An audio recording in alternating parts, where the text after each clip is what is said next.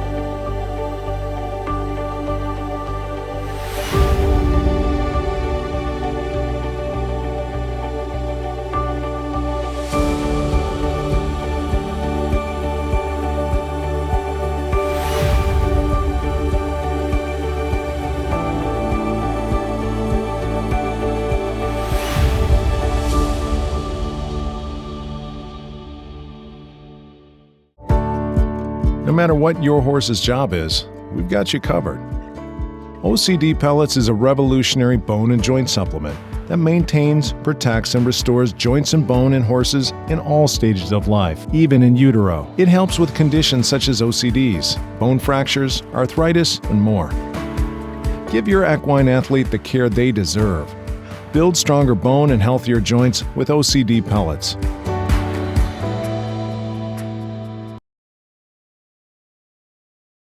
All right, welcome everyone. My name is Gary Falter with the Jockey Club, and I'd like to welcome everyone to today's online panel. And this is the third panel in our series of 10 online Zoom panels this year. In today's panel, we're going to talk about the importance of equine nutrition. And before we get started, I'd like to spend a moment recognizing our sponsors, starting with the presenting sponsors, the Green Group, Bessemer Trust, and Stoll Keenan Ogden. And our panel sponsor for today is OCD Pellets. I believe you just saw their commercial. And our Q&A sponsor is West Point Thoroughbreds. And a special thanks to all our sponsors for their continued support of thoroughbred ownership and helping us offer these webinars at no charge to you. So I'd like to get started by introducing our speakers. And each of these folks have their very important part of their job is dedicated to the proper nutrition of thoroughbreds. So let's start off with Dr. Joe Pagan. Welcome, Dr. Joe. Great to be here. He's the founder and president of Kentucky Equine Research, also referred to as KER. And KER has served as the equine nutrition consultant for the last 6 Olympic Games. Very impressive. Next in line is Anthony Cook. He is the director of sales and marketing for Hallway Feeds. Welcome, Anthony. Thank you, sir. Glad to be here. And Hallway Feeds, you guys have had the great pleasure of fueling 16 Kentucky Derby winners, including this year's Derby winner, Mystic Dan, and Oaks winner, Tornado Hannah. Very impressive. Thank you, sir. We're very excited to be a small part of that team. Absolutely, yeah. And Cherie DeVoe. Cherie is a very successful thoroughbred trainer, graded stakes winners at Keeneland, Churchill, Fairgrounds, Woodbine, Oaklawn. And on Kentucky Derby Day, she trained Valva, who was the winner of the Grade 1 Derby Distaff, Derby City Distaff at Churchill. Welcome, Cherie. Thank you for having me on. Yeah, great. Okay. And then Bradley Purcell. Bradley's the farm manager of Claiborne Farm.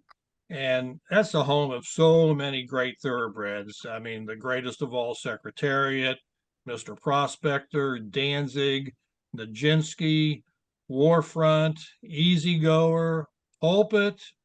And, you know, Bradley, if I go on, we're just going to take up all the time naming all the stakes winners at Claiborne. But what an amazing historic place. Welcome. Glad you're here, Bradley. Thank you. Thanks for having me. Okay, so we got a lot of topics to cover today. If you have a question for any of the panelists, please use the Zoom button at the bottom of your Zoom screen. And if after 20 minutes, if we have a few questions, we'll pause and answer those questions and then go back to our dialogue. And then we'll answer as many questions as we can at the very end of the panel. It depends on how the time is running. So use the Q&A button if you have a question for one of the panelists. So racing thoroughbred horses, it requires a diet that any athlete needs to be competitive and to succeed. And racehorses are no exception. And it all begins many months and years before a horse even steps foot on the racetrack.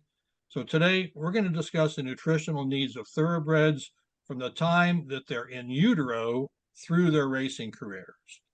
So I'm going to start off with this first question, and I'll direct it to all our panelists. It's been said that the best preventative care you can give a horse is to feed them well, feed them properly, feed them well. Is this an accurate statement? And if you think it is, how does proper feeding play into having a healthy horse and avoiding illnesses and injury? So I'll just throw this out to everyone. We'll maybe start with Dr. Pagan and get his thoughts on, what feeding the horses properly, how that is a good preventative care. Well, needless to say, Gary, I'm a little biased since that's what we do is equine nutrition. But yeah, we think that it's absolutely essential, that it's important not for only for racehorses, but for pregnant mares, for young growing horses. And there's so many systems, including GI health, growth and development, where nutrition is important. The interesting thing is, though, that when nutrition's doing the correct job, it sort of disappears into the background. And we want it to be that way, that if people aren't talking about nutrition, that means we've done our job correctly.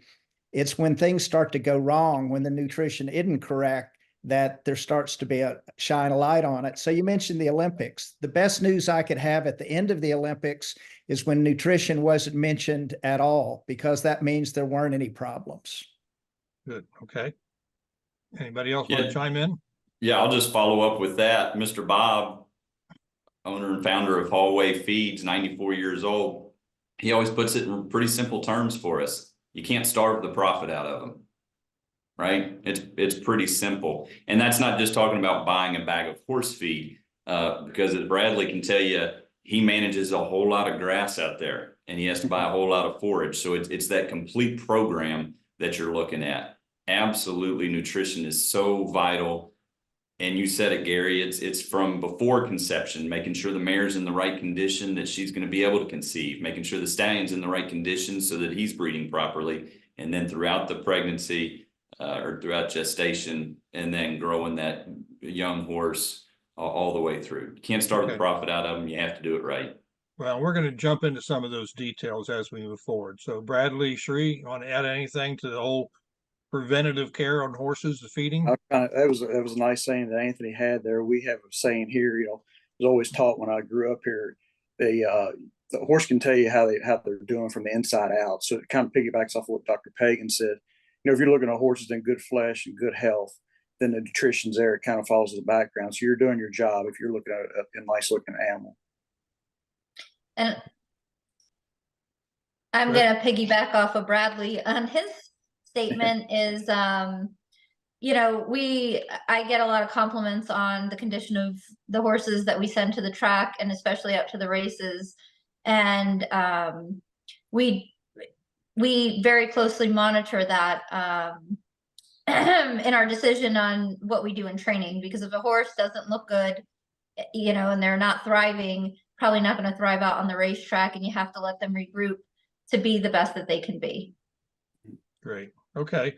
So we're going to start at the very beginning of the life cycle of a thoroughbred. So when a brood mare is carrying a foal, how important is proper nutrition for that mare to maintain not just her health, but also the health of the foal that she's carrying? So maybe Bradley, you got a lot of brood mares there at Claiborne Farm. Just talk about the whole nutrition, the need for that proper nutrition for that in-foal mare.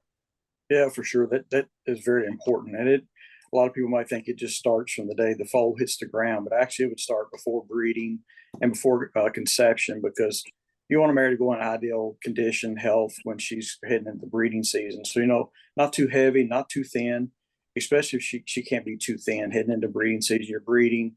If she's trying to gain weight and, get healthier herself, then, once she's, got a foal in utero, it's going to be a little harder for both to gain and to thrive. So it starts from in the fall. We start getting the mares together, bearing mares and maiden mares, and get them to the ideal conditioning before the breeding season even starts.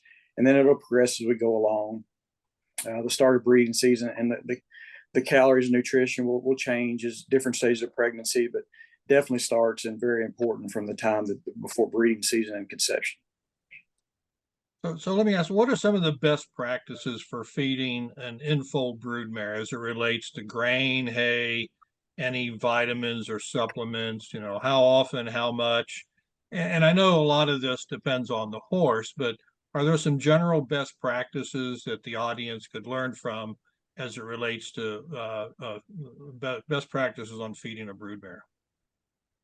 Yeah, for sure. We rely heavily on Anthony and Hallway there because we use their products, and they kind of advise us on, poundage to use, the feeds to use. But we use a few different types of feed from them. But a mare getting in late gestation, we'll switch over to a 14% protein, either pelleted or mixed grain feed. And our utensils we use here are quart size or 2-quart size. So, a mare heading into her last trimester, should go up to about 6 quarts a day is what we would feed. And those would be spread over 2 feedings. And then free choice hay, we'll use a mixture of orchard grass, alfalfa, clover, and then we'll get into a little later with some of our younger horses, just some Timothy. But that would be what we use, be a 14% protein mixed feed for our pregnant mares. Okay.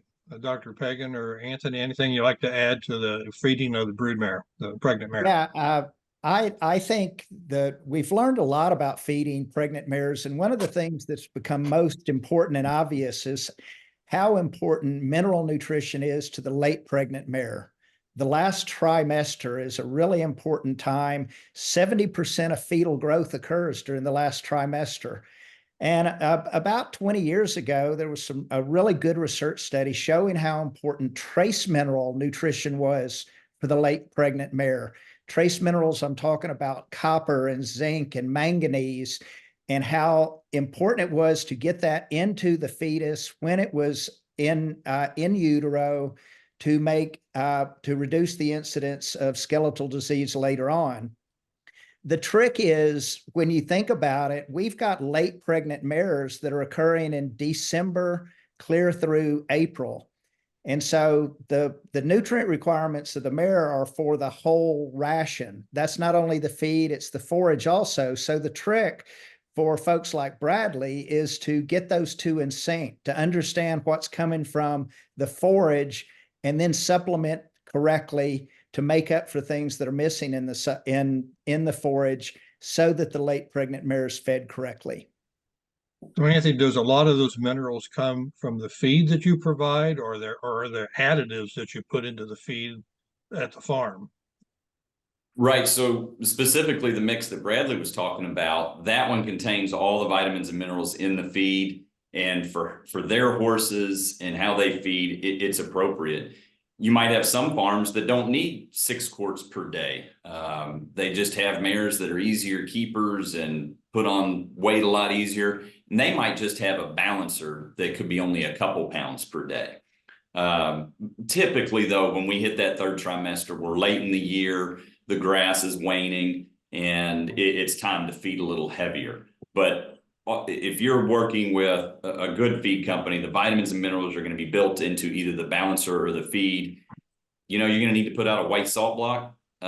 Loose salt's always best, but have salt out for them. And that's for those pregnant mares. If you have a good balancer or a good feed, you're not going to have to add anything to them as a rule. Obviously, there's individuals that are going to throw you a curveball, but across the stable, you're going to be okay with that balancer or the feed when fed correctly. Okay, good.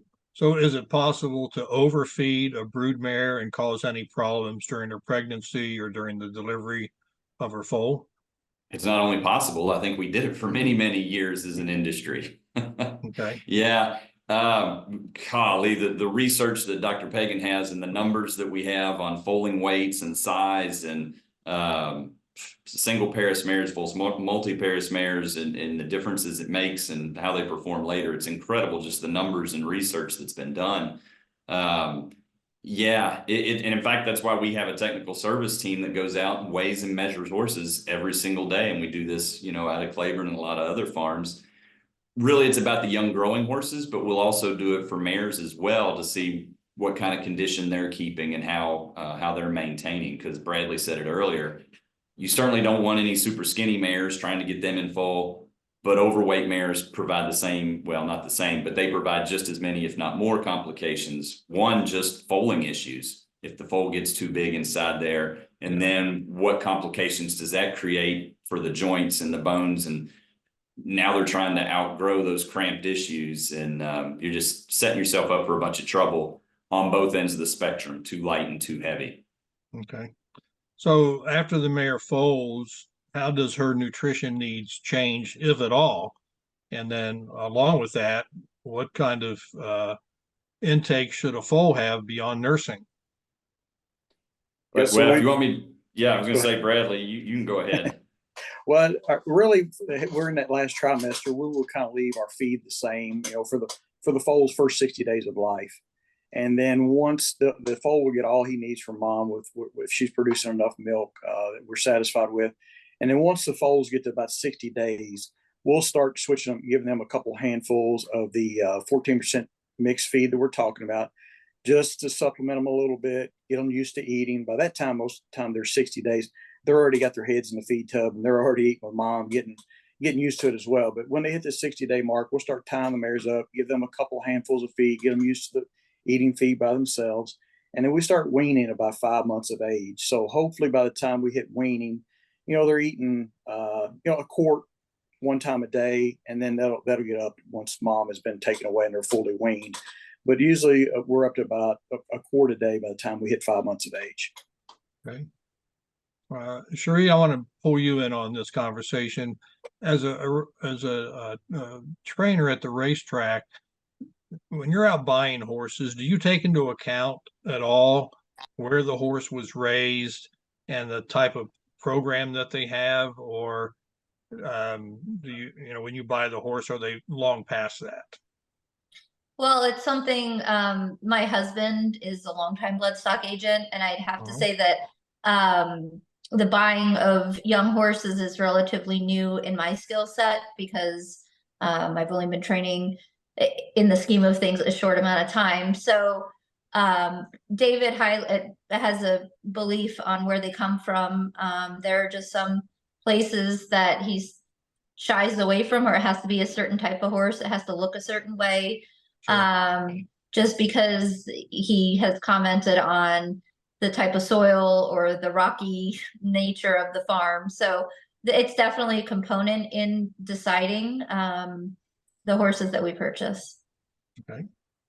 So once a foal is weaned, and you might have hit on this a little bit, Bradley, what kind of feed mix, vitamins, routine for a foal that's no longer nursing, as it relates to the grain, the hay, and so on. And maybe Dr. Pagan, you might jump in on this and see what your thoughts are.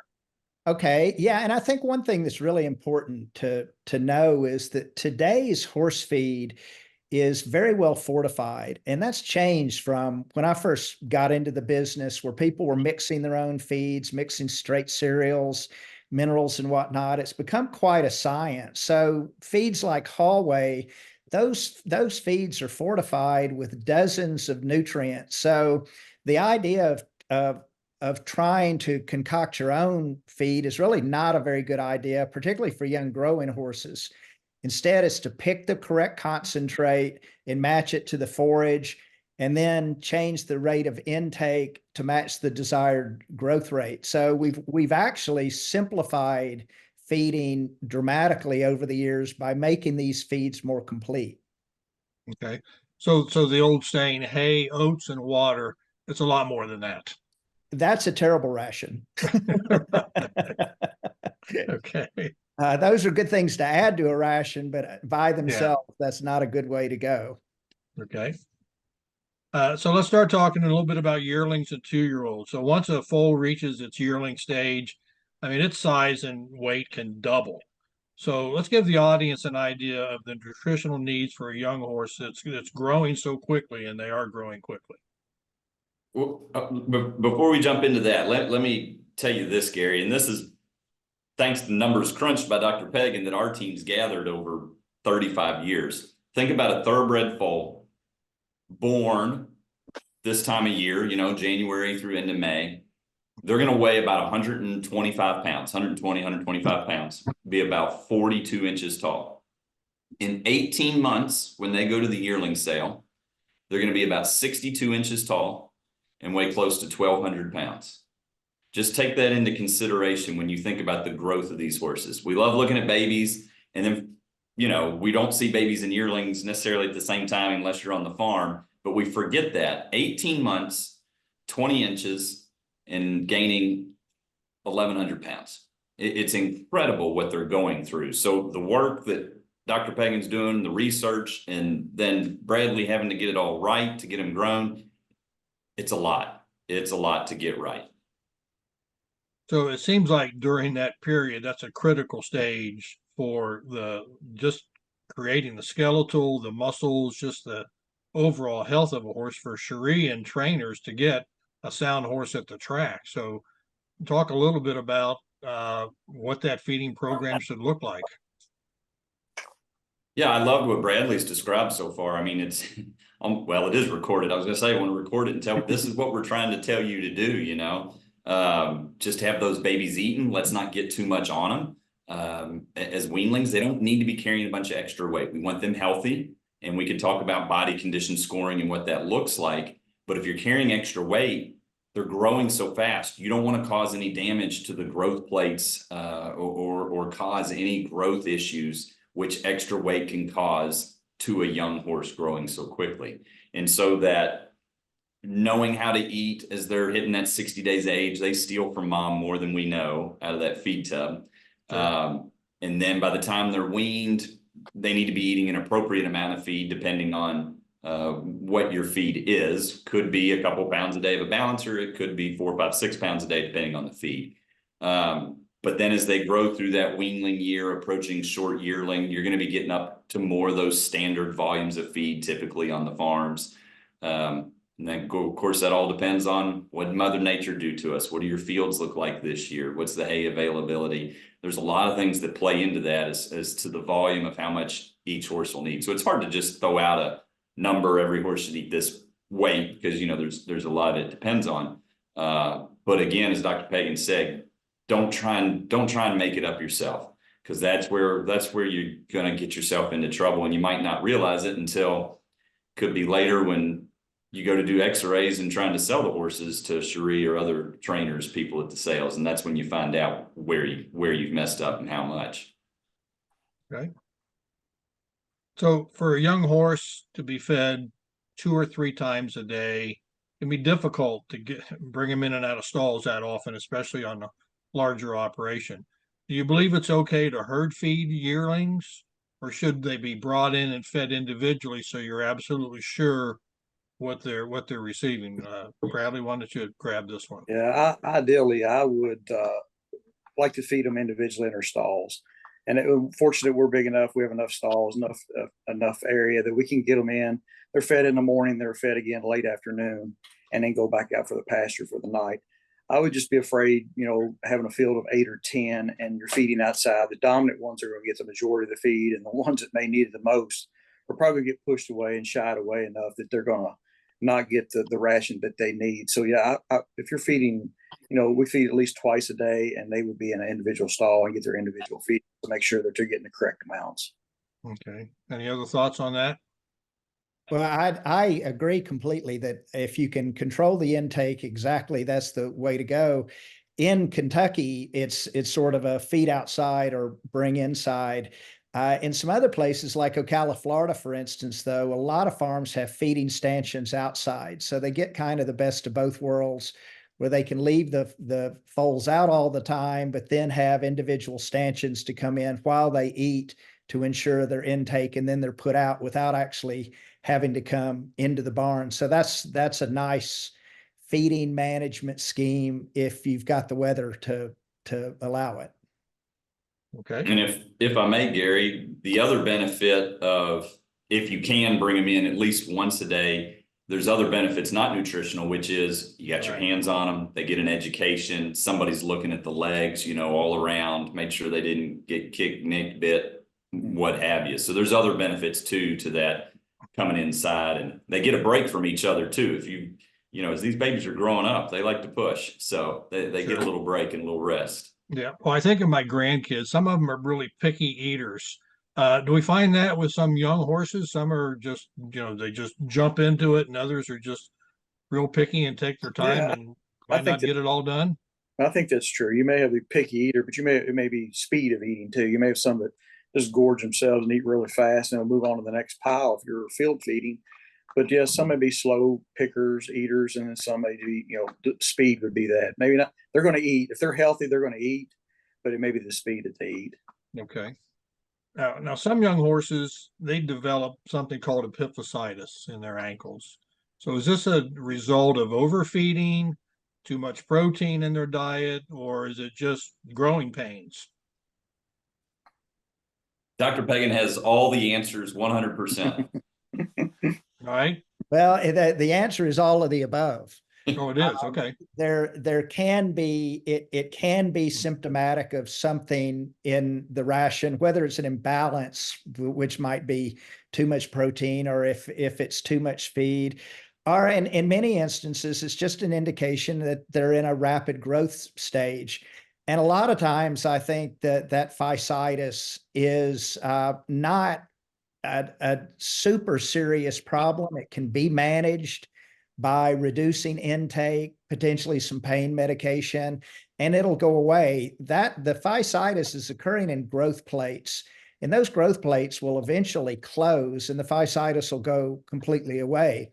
The thing you're trying to avoid is for deviations in those growth plates when the fasciitis is occurring.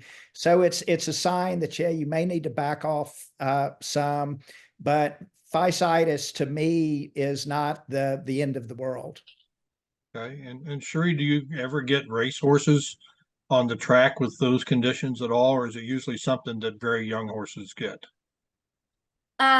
It's not really prevalent when they come to me. If it is, we have a good rapport with anyone who's breaking and training our 2-year-olds, that they don't need to come into the racetrack. And when they come on the racetrack, the goal is to push them forward. It's not to push them and monitor those instances and those issues. When they come to us, they really should be ready to take the next step, if you will, in their training. Sure. Okay. Makes sense. So we haven't talked much about water intake for mares, foals, yearlings. So how much water should horses take in on a daily basis to stay healthy? And should fresh water be available all the time? Yeah, for sure. Fresh water should be available at all time. Our rule of thumb is about a gallon per 100 pounds of body weight. So, you know, an adult mare around here, adult horse, that's going to run about 12 to 15 gallons a day. And fresh water should always be available for health issues, colic issues, whatever it may be. But yeah, we try to keep fresh water available at all times. Okay. So let's jump over to horses. I think it's pretty and training. simple. There's not a lot to add to that. Fresh water is important. Well, and you know, in the northern states and up in Canada, especially in the wintertime, that's got to be a challenge to keep water available at all times. So, but it sounds like it's an absolute necessity for the health of the horse is to have fresh water available at all times.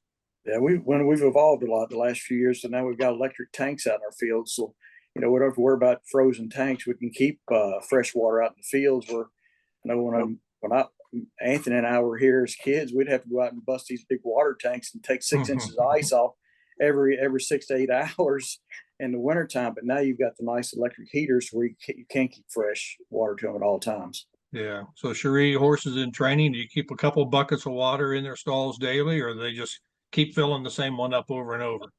We keep refilling the same one. We have day watch employees and night watch employees. And we switch the water throughout the day. So it gets dumped and it gets clean, just so it's not too stagnant and it keeps them interested in drinking. Okay. So let's jump over to the horses in training. Sure, you've been very patient. We appreciate it. Talking about a lot of young horses. So So once a horse begins its training routine, as you said, this horse is ready to go into serious training. How does their nutritional needs change, if at all? Well, a lot of them that come into us, they've been they've already had a change in their diet from yearling to 2-year-old, and again, that's all at the farms that break and pre-train our horses. When they come in, it can be difficult. It's a lot of change in their environment. They're not getting turned out as much, if any. The feed's different. Their whole environment has changed. So that can throw them for a loop. We have a number of colts and fillies that they'll tie up, which is can be from too much sugar in their diet because it's just such a change from what they're used to. So a lot of times when they come in, we closely monitor what they're eating. If they're not eating, we might call the farm and just ask to get a couple bags of the feed that they're feeding so we can integrate it into our feeding program, which is Hallway.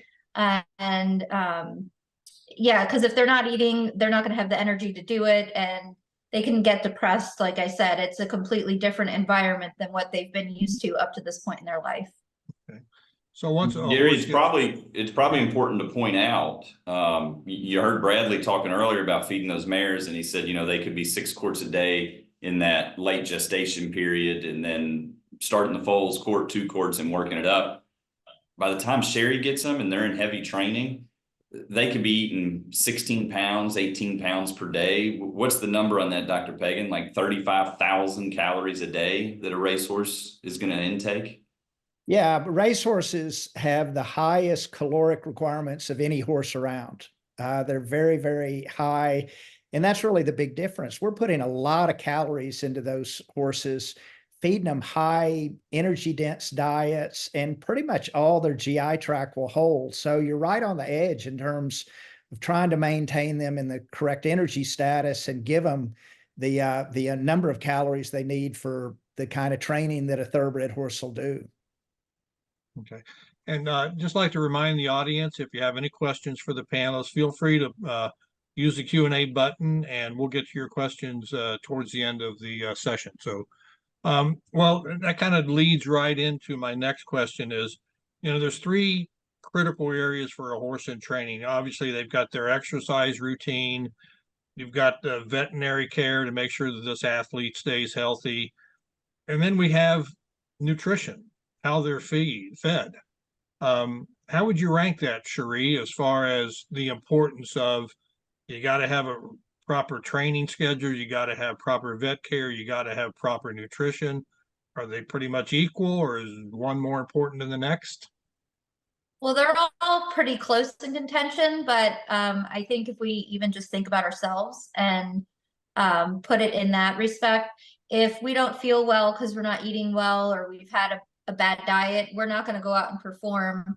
And a lot of what we do is pushed by their nutrition. So there is their body's ability to heal, to digest, and then we have to be on top of any sort of digestive issues, gastric ulcers, and so it's up there. And I think it's something, again, in the beginning we touched on, is it's in the background, but it really is in the forefront of what we do. Because if you don't have that the base of nutrition and quality nutrition, it's hard to get any type of athletic performance out of them, and healing.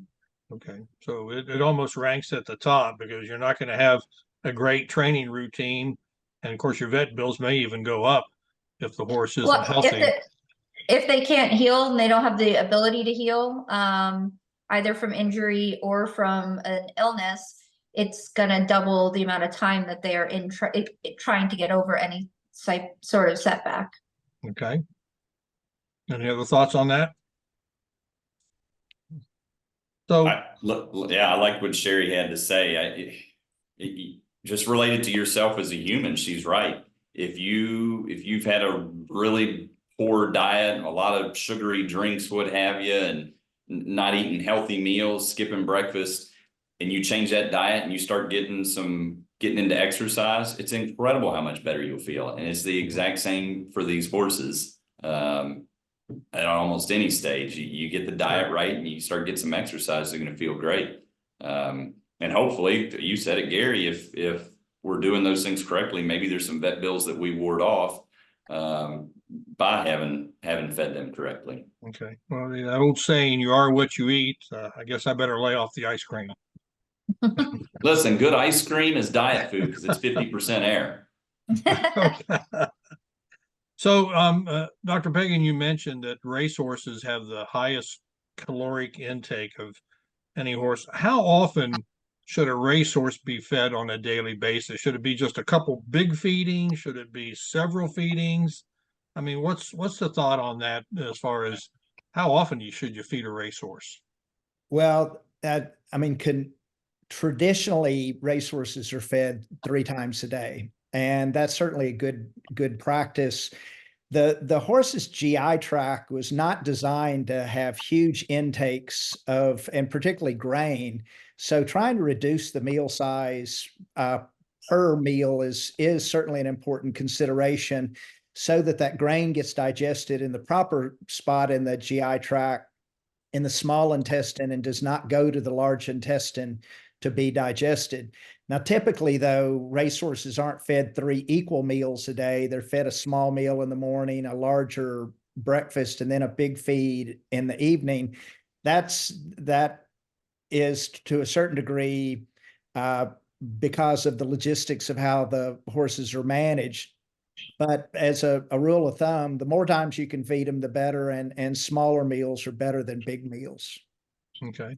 May Sri, how's that play out for you? Yeah. So what we try to do in my stable is we individualize the care, and most of them do get the general 3 feedings. But if we have a horse that is not doing well, especially with gastric ulcers,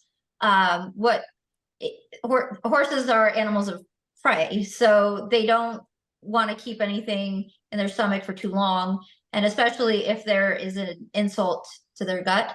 So what we'll do is, if we have a horse that are getting about the same amount of feed as the regular feeding schedule, but we break that down into 6 individualized feeds, and then we will change it up a bit with each certain feed, because they have a tendency to get bored.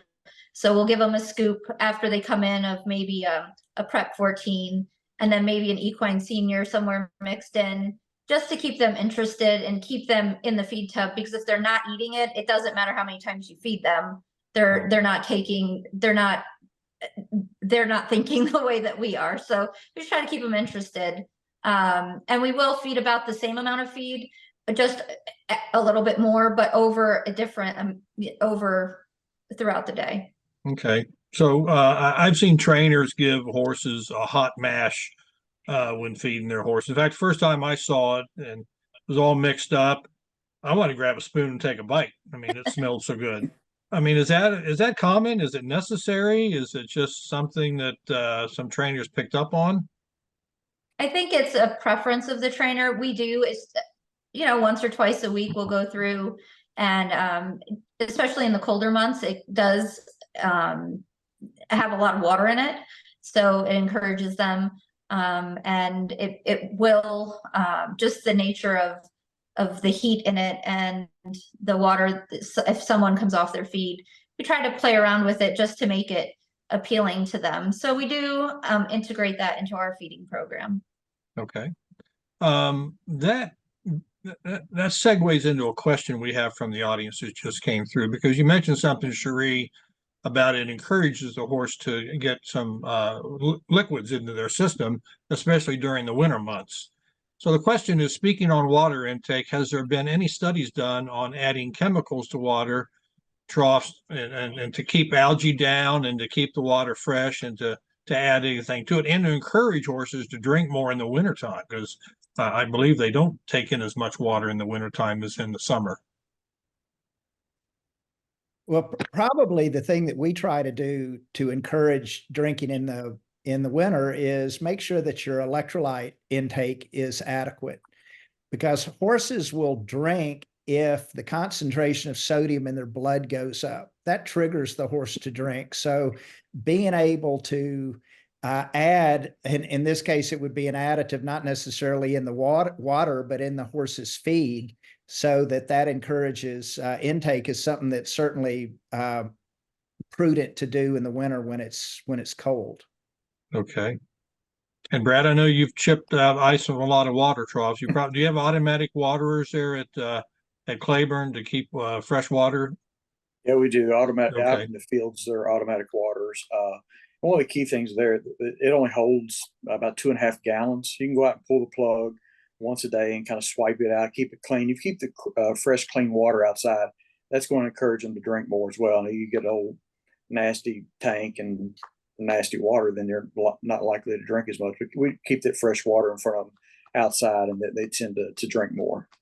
Okay. Yeah, and Gary, it's both winter and summer, so you don't want it sitting out in the sun and getting all hot in the summer. Who wants to drink hot water? You ever opened up a water bottle and sitting in your car? Nobody wants that. And then the same thing in the wintertime, if it's too cold, if it's been sitting out there and the temperature's actually been dropping in the water, horses don't want to drink that either. So having that smaller capacity, like Bradley just mentioned in the tank, is fantastic because, you know, we keep our pipes here in Kentucky below that frost level. And so that water should be coming out at 54 degrees about year round.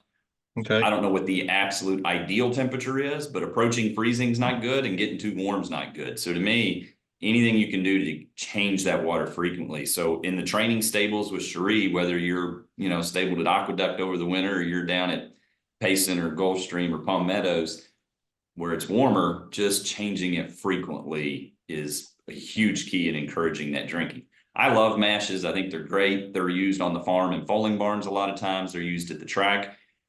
Trainers used to cook a lot more oats to put on top of the feed. And I don't know about cooking the oat, but I love the fact that they're getting more moisture into the horse's gut. Anything you can do to get more water in the horse's gut is going to be better for them. So encouraging drinking, getting the electrolytes balanced correctly, having access to salt all the time, it's going to encourage that consumption. So all those steps together are crucial. Cherie, you mentioned a moment ago tying up. Some horses tie up. Can you explain what that is to the audience? And is that based on their nutrition, or is it just a nervous horse? Because it's always kind of been a mystery to me. Okay, well, this is where my 4 years of pre-med come in, because and everyone on this call. So there's nobody can pinpoint down what causes a horse to tie up. So normally in our respiration process of getting oxygen, it's a process where the red blood cells are exchanged and it gets to the muscles. But when they tie up and they have this huge event of lactic acid building up, it changes, and what they're trying to do is get as much oxygen as they can, but the byproduct of changing the cycle is lactic acid. And some of that can be a nervousness. It can switch the feed for sure. So, you know, it could be, a lot of it is nervousness and the feed. Those, I would say, were the top two for horses. Pain, if a horse is in pain. Sometimes we see these big, strong colts. If they start tying up out of nowhere, it usually is an indication that we need to start looking for some subclinical issue. So a lot of times, like, they might have one episode, it doesn't mean it's a chronic tie-up. And we can usually get over that. But if they are a chronic tie-up and it can be attributed to the diet, there are feeds out there that Dr. Pagan's company and Hallway have produced that are lower sugar and are just more pointed towards that type of horse and their digestion. Okay. We've got about 15 minutes left, and I've got another page of questions, so I'm just going to keep moving along. So a couple different types of feeds that are out there: mixed sweet feeds with all the vitamins and the minerals, and then pelleted feed. Anthony, Dr. Pagan, talk about what's what's the pros and cons of either? Because I've seen both. Hey, listen, I'm a feed salesman. So if Bradley wants textured feeds, I'm going to sell Bradley textured feeds. If Cherie wanted a pellet feed, I'm going to sell her a pelleted feed. In jest, but it's more about the horse and the situation a lot of times. So we're not going to use pelleted feeds on the racetrack. They're not going to consume enough. They're not going to be able to get enough calories per day typically. Now at the farm, that's actually become our number one product on farms is more of a pelleted product. Now I can boil it down real simple on the farm level. Pelleted products don't freeze in the wintertime. They don't draw bugs in the summertime or rodents nearly as bad. A horse gets everything it needs in every single bite, right? Everything's been ground up and mixed into that pellet. If they drop them on the ground, if you're feeding outside, they can pick them back up without getting a mouthful of rocks or dirt or sawdust shavings, what have you. But if you got to mix in a supplement, something for joints, anything that goes on top of the feed, it's not going to mix in with pellets very well. If you need to get large amounts of calories, large volume into the horses, they're going to get that better through textured products. As far as what will baby eat, whatever mom eats, whatever she's eating, the baby's going to learn from. So there's little things we got to figure out about your management situation about which one's going to work for you in a lot of cases. And sure, Henry White, if Yeah, anybody remembers Henry White, the longtime farm manager here in Central Kentucky, he'd tell you that a hard times will make a monkey eat cayenne peppers. So basically, he was saying whatever you want them to eat, he'll get them to eat. And sure, at the racetrack, typically a mixed feed, not pelleted feed. Okay. Yep, we use the sweet feed and we don't add anything to it. Usually we might use an additive just to help them digest the food better, but everything's in that feed. And I found that the more you add to it, the harder it is on their liver and their kidneys to filter out all those extra minerals and things the body's going to use. Okay. Well, that kind of jumps into my next question, because I was going to ask, are there supplements to the feed that racehorses and I guess even horses on the farm can receive? Because I've seen people do feed and then they squirt a couple squirts of this and a couple squirts of that. I mean, different supplements, I suppose there are vitamins and other things. Dr. Pagan, what are your thoughts on, supplementing those feeds that are already provided? Well, you should supplement when a supplement is needed. And typically we try to put as many of the nutrients as possible in the feed. So a feed like Race 13, the feed that Cherie's talking about using from Hallway, it's got the vast majority of all the nutrients, but there's some that we can't add to that feed to put in the correct level for every horse. And the first one that comes to mind, the biggie, is electrolytes. All of the other nutrients that we put into a feed, we link to the number of calories that are being fed. And so we can do that with everything else. Electrolytes are needed depending on how much those electrolytes are lost in sweat. So it's not how much energy the horse has consumed, it's how much it has sweated. So you need to be able to modify that and customize electrolyte intake independent of the feed. Therefore, you need to add it separately. Besides sweat, another large reason for electrolyte losses is furosemide use. And although Lasix is not being used as much in racing, it's still used quite a bit in training. And Lasix works by essentially causing the horse to lose electrolytes, and water follows it. So it's a diuretic. We've produced electrolytes specifically to replace the electrolytes lost in sweat, but also the electrolytes that are lost from furosemide. So that's where there's some very specific supplementation for racehorses because of their losses. There's certainly a lot of other supplements that are important: buffers for gastric health, extra antioxidants, quite a few different ones. But you need to have a reason that you're supplementing them in addition to what is already being fortified in the feed. Okay. All right. Cherie, I think you kind of hit on this. racehorses, they're kept in stalls, 23 hours out of the day. So the fact that they're in the stalls allows you to customize the feeding for each horse. How much customization is really taking place, or is it one size fits all for the most part? Well, I think it's going to be dependent on who you ask. I think it's important. Anthony, he has answered a few calls that I have about trying to change something on a horse, an issue I might have. I think if you're trying to run your stable and have the best output for each individual horse, you have to be able to identify the problem and try to fix it. So that's where having a good rapport with your feed representative is important. Okay. So you have various grooms feeding your horses, so I assume they all know here's the routine for what each horse gets. Well, it's put out by myself, and the assistants will come up with the plan, and then the foreman enact it. The grooms aren't personally putting it in there. Mainly if there's getting any medication or, any type of testable substances, we have to make sure that there's no cross-contamination in that. So we can't just allow the grooms, especially with the withdrawals the way that they are. We can't allow grooms to just feed the horses. They can, when the ones have smaller feedings, they can go grab a scoop of the feed, but their main feedings are monitored by management level only. Okay, great point. Great point. So I think we talked a little bit about this earlier panel about keeping a little extra weight on a horse or keeping them slim and trim.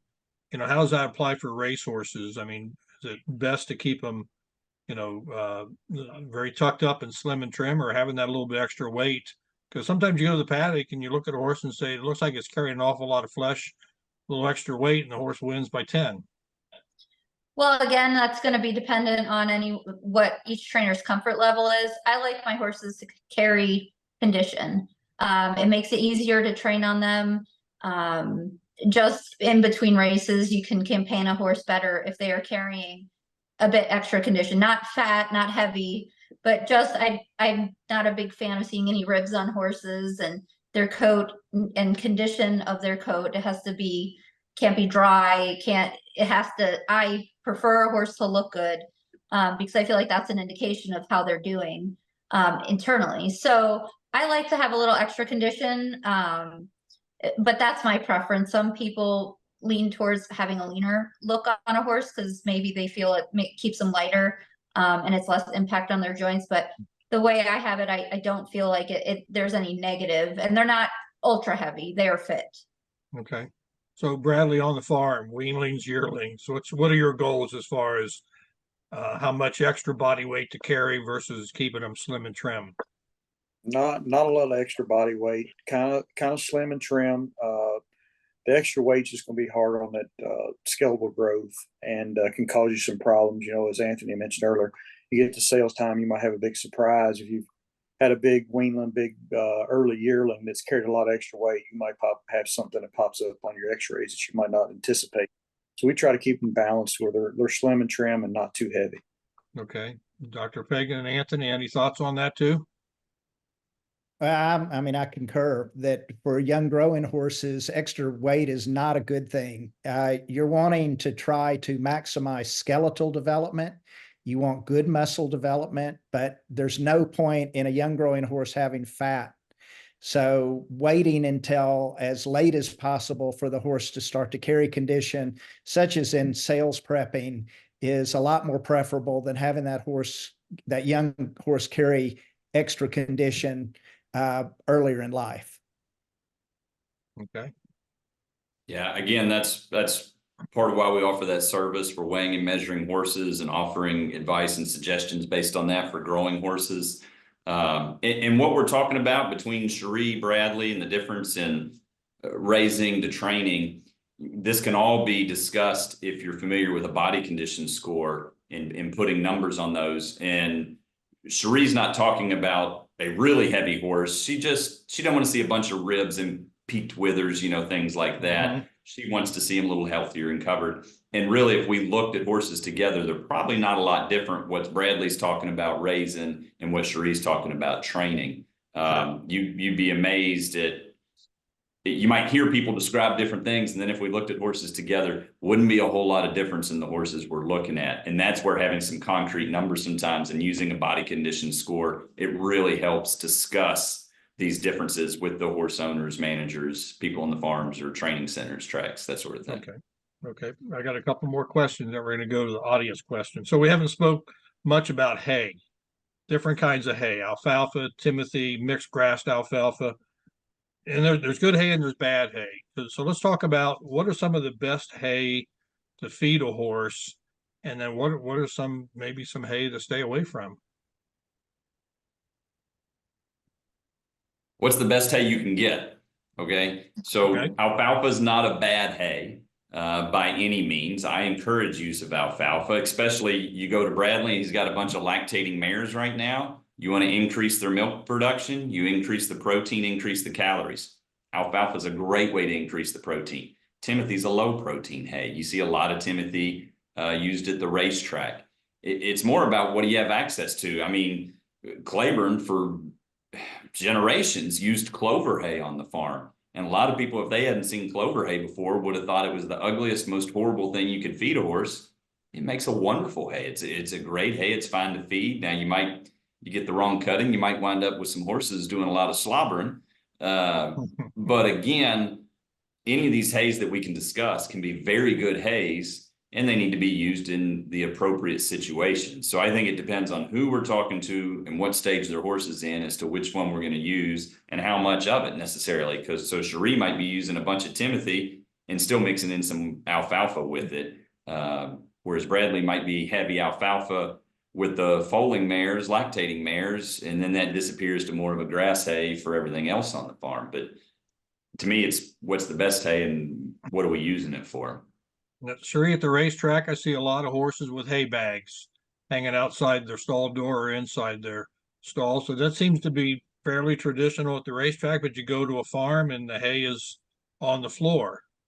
Is there any difference in how a horse is fed hay? They seem to be, with their head down, grazers more. So talk about how you feed hay. Is there any difference in how you should do it?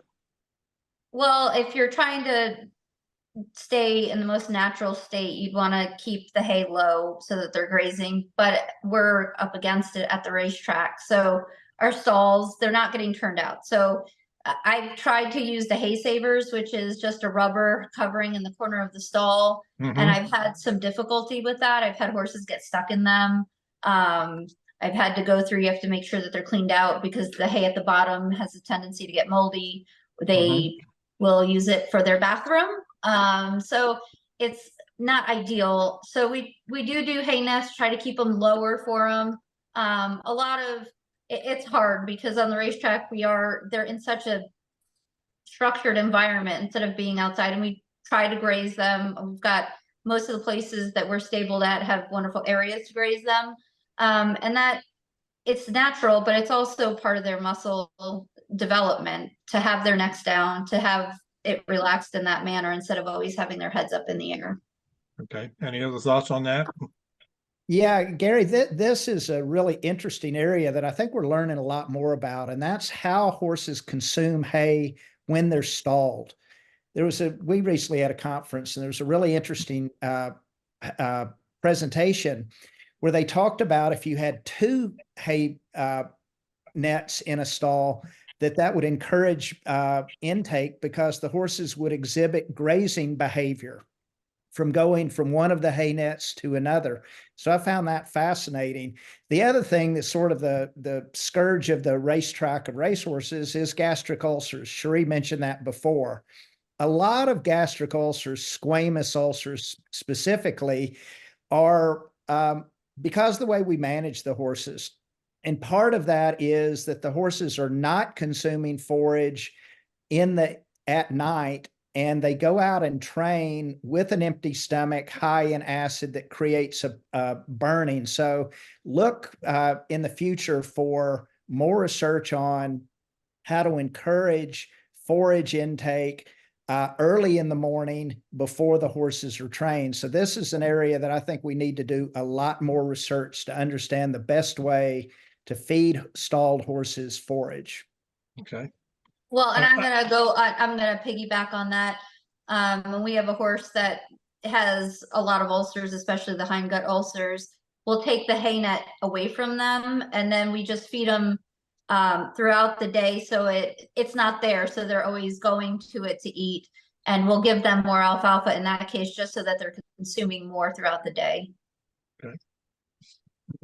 Okay, we've got a couple more questions I don't want to skip, and then we're going to go to the audience questions. So we had a webinar last year with Dr. Tanner from Rood and Riddle, who's an equine dentist, showed us how teeth are floated on horses, and explained the importance of the dental care for the horse to be able to chew and digest their food properly.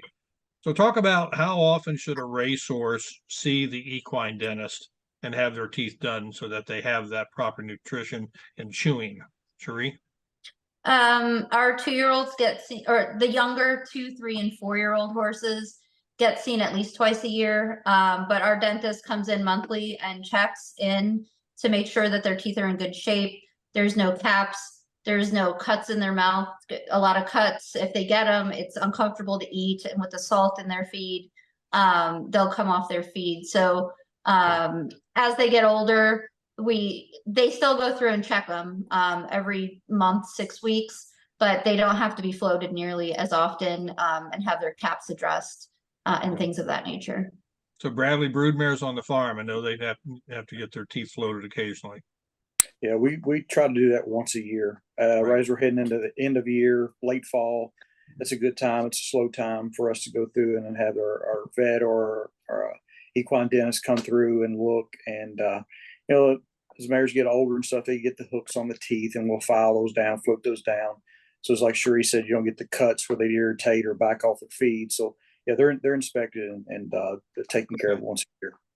And I'll just say to the audience, that's a great webinar from Dr. Tanner from last year. It's on our website. We keep all those up for a couple of years. You want to see that process that he goes through. It's very interesting.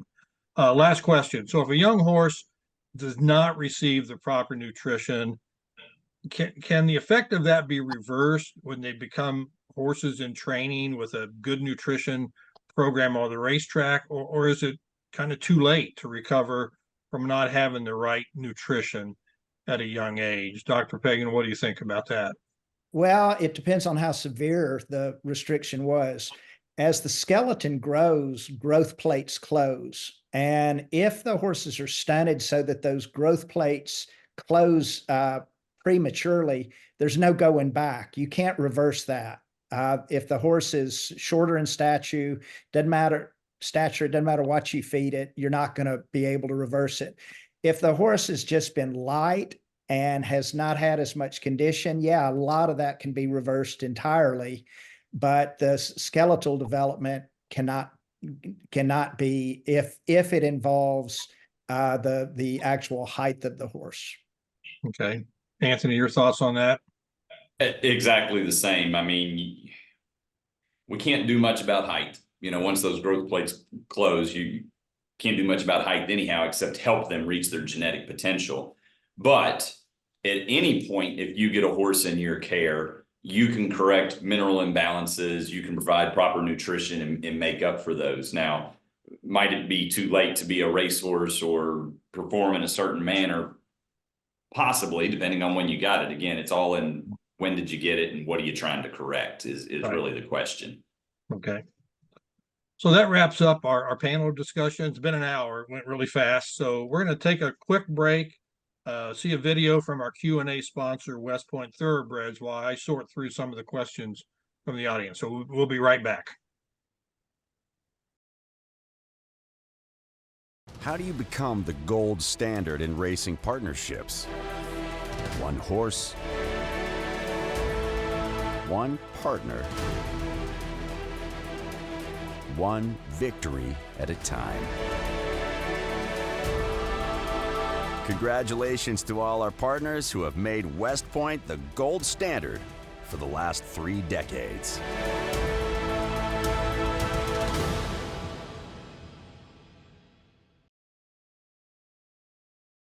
Okay, so we're back, and here's a question from the audience. We are in Northern Virginia, and our pastures look lush and thick.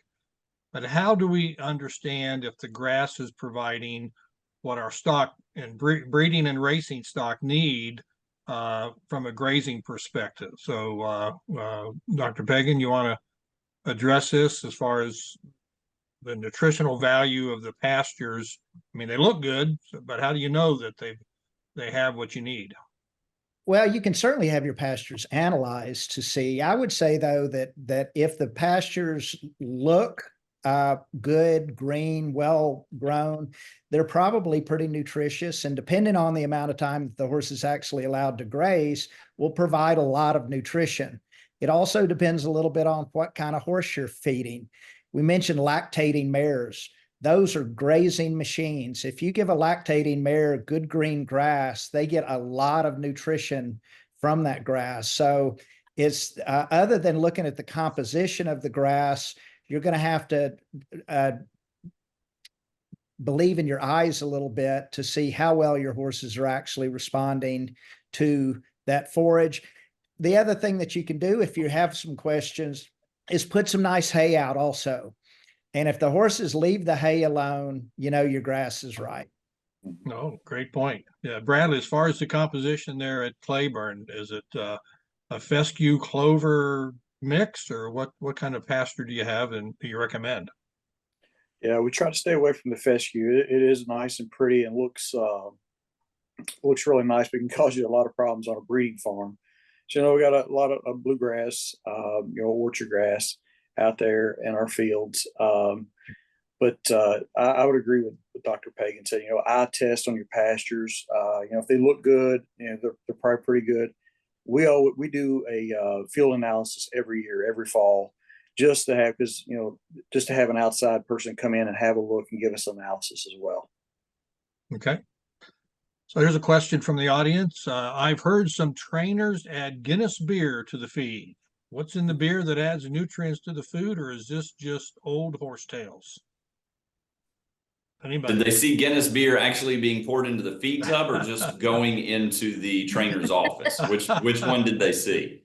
Well, he said, I've heard some trainers add it to the feed. Yeah, Well, there might be a little something to that. Dr. Pagan, I believe John Sheriff was big on that with Zenyatta, I know, but would there be a vitamin component to that? Let's go back one more, that probably Vincent O'Brien and Nijinsky. So I think that there's been a lot of trainers feed it. Certainly, beer has some B vitamins. It's got some caloric value. I think probably as a paladant, though, it's probably the reason that it would be good. Again, getting racehorses to eat is the real name of the game. Having things that are palatable and keeping them in the feed tub is what it's all about. And if you can do something like adding a Guinness and get them to eat, then good on you. Okay. Next question. What dietary precautions beside avoiding some grains can be taken to help ulcers in horses that are in training? So what can be done to help horses that have those ulcers besides avoiding grains? So what we do is obviously GastroGuard is an expensive product to use on every horse. So we try to do that horse by horse. We start them with sucralfate, which it's a medication that just helps coat their stomach. It's safe to use, but also, again, just trying to manage the stress level on horses. Again, as Dr. Pagan said, a lot of racehorses have ulcers, and it's because of the way that they train on an empty stomach. So there are things that we are trying to do to help avoid an incident of gastric ulcers. It's not more, a lot of the times when we have problems, it's the hindgut ulcers that the GastroGuard does not treat. Okay. Yeah, so I think, Gary, the thing that we need to realize is that these ulcers are chemical burns, and stomach acid is a very strong acid. It's like battery acid. And so the name of the game is to not have that acid in the horse's stomach when you gallop in the morning. What omeprazole does, it's a proton pump inhibitor. It prevents the horse from producing acid at all. So you don't have to worry about it because the acid's not there. Now, we've done research showing it also decreases the digestibility of calcium in the diet. So omeprazole in and of itself is not necessarily the do all and end all. And as Cherie said, it's really expensive. What you want to do is neutralize that acid. And you can do that with short-term buffers also. There are products that you can feed that neutralize that acid. Doesn't happen a long time, but if you can neutralize it before they exercise, because it's the acid sloshing around when the horses are galloping is what you're trying to prevent. Or an even easier way is give the horses some alfalfa in the morning, a flake of alfalfa, let that soak up the acid, coat the stomach so that it's not sloshing up. Those are ways to try to reduce the initial cause of ulceration. Okay. Next question. I've read from many vet nutritionists maximum of 5 pounds of feed per meal. And I also read about a minimum of 6 hours between feedings to allow digestion to completely occur. This makes feeding time management for my broodmares and babies difficult since I also work full time. I end up setting an alarm to do a late night feeding. Any thoughts, comments on suggestions on the amount and time between feedings for broodmares and babies? Well, I would say that if that 5 pounds of feed per meal, which is the rule of thumb that we use, that if you got broodmares and babies, that's probably not a big concern because they're not eating 15 pounds of grain a day.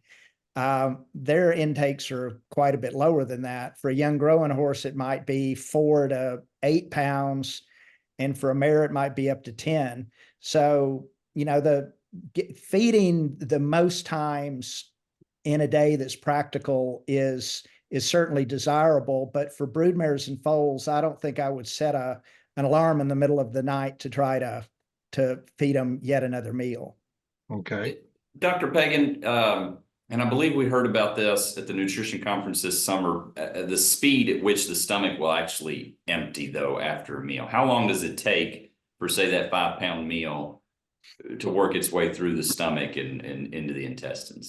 Yeah, rate of passage through the stomach is actually pretty fast. It's a couple of hours to empty from the stomach into the small intestine, another 4 hours in the small intestine. So it's only 6 hours before it's to the hind gut. Well, no wonder I'm always hungry.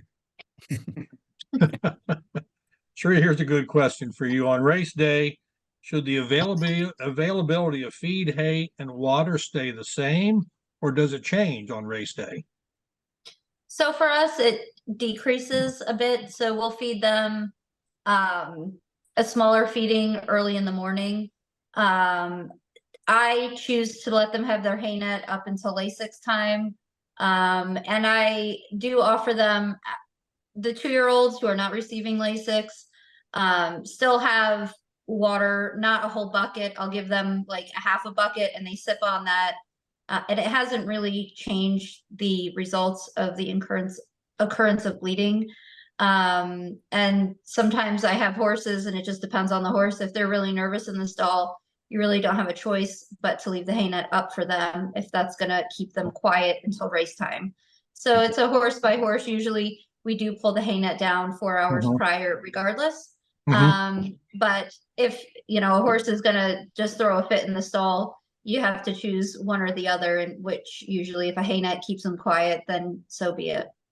Now, I've heard this before, Cherie, that a horse knows it's race day because its feeding program does change somewhat. Any accuracy to that? Some horses are really smart. And those horses, we actually keep a same amount, like a same routine to them. If they know, if they usually walk, then if they walk and they go crazy, we've had to tack them up quickly and just get them out, let them take a light jog or a light gallop, just to keep some sort of semblance of normalcy for them. Okay. But they might not know that it's race day, but they know that their day is different than the previous day. Yeah, they know something's up. Okay, Exactly. such creatures of habit, that's for sure. A couple more questions. So if a colt's retired to stud duty, what are some of the nutritional needs for him to stay healthy and to do his job, Bradley?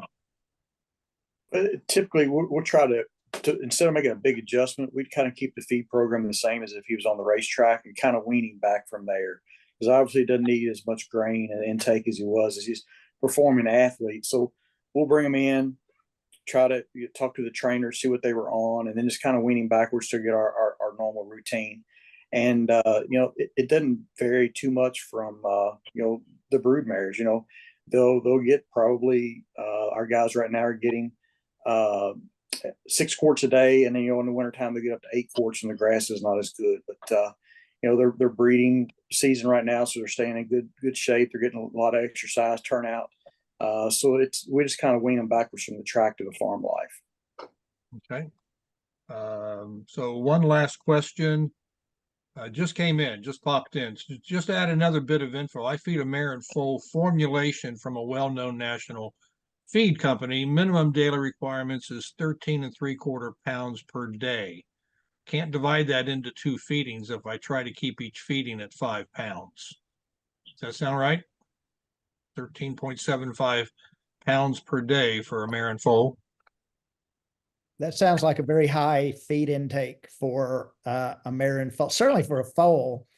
I mean, you could potentially see a lactating mare eating that much feed, but I would say that they probably need to recheck their math a little bit on what the recommendation is, because that's quite high. Okay. Kind of a standard here, and I don't think this question came from Central Kentucky, but a standard around here across feed companies, the minimum will be about 6 pounds per day to get all the vitamins and minerals, and anything above that is going to be to feed to their body condition, the desired body condition you want to see the horse have.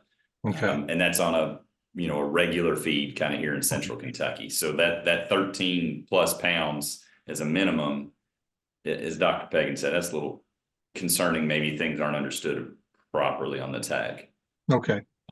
Well, that wraps up the Q&A, and I just really like to thank our panelists for your time, for your insights, for really taking the time, to be here for us, for the audience. Just like to point out to the audience, if you have any follow-up questions for today's speakers, on your screen are their names and their email addresses. So if you'd like to reach out to any of our speakers after the fact, if some question pops up in your mind, feel free to send them an email. So again, thank you to all our panelists. It's just been great having you with us. Also like to thank our audience for being here, and all owners, because without the owners in our sport, we just simply don't have an industry. So we'll be back in June with another online webinar. So until then, we wish everyone well. Enjoy the Preakness, the second leg of the Triple Crown. Good luck, Cherie. We know you have some horses in on Preakness Day. And we hope you guys visit the Winter Circle and you visit it often. Thank you, speakers. Thank you, audience. Thank you.